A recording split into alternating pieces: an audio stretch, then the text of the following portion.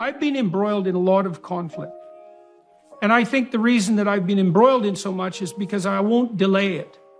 Like if there's an issue at hand, I want to address it right now. And the reason for that isn't that I enjoy it. In fact, I don't enjoy it at all. But what I really don't enjoy is prolonged conflict that never goes anywhere and that never ends.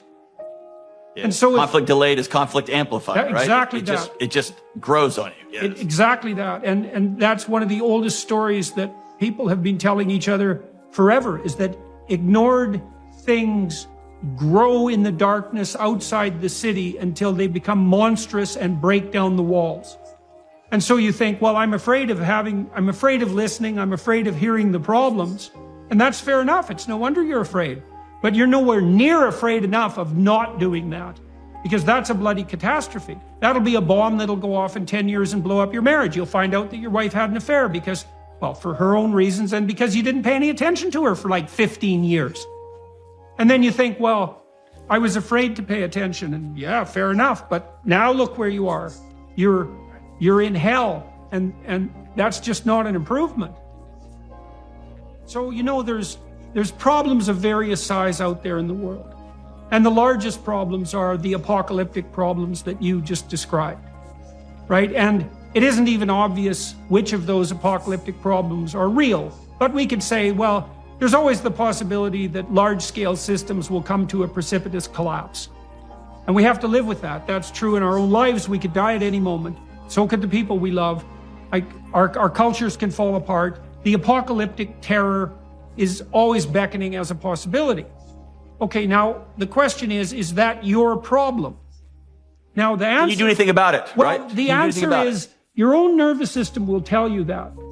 Because imagine that imagine you're facing a problem that's so big that it paralyzes you and it turns you into a tyrant.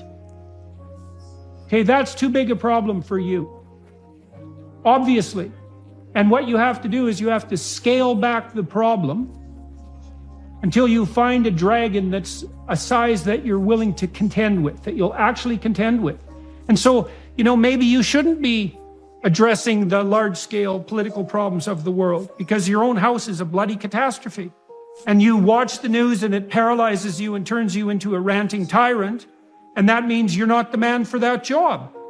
You have to scale back. And maybe if you scale back and practice straightening things up at the local level, which isn't trivial or easy, you get better and better at it, and then you could face larger and larger catastrophes and practically and productively, right? Instead of virtue signaling and going astray. You know, you do this in therapy is if someone is having a hard time making friends, you break that down into micro steps. And one thing you might have to do, as we discussed, is you might have to teach the person to introduce themselves.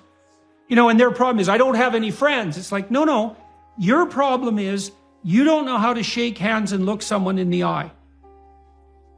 Right? And then you might say, well, can you do that? And they might say, well, I'm afraid to shake hands. It's like, well, can you look at me? Can you stretch out your hand? You know, can you touch my hand? I mean, this might sound trivial, but lots of people are paralyzed with social anxiety. And they have no idea how to shake hands. Yeah.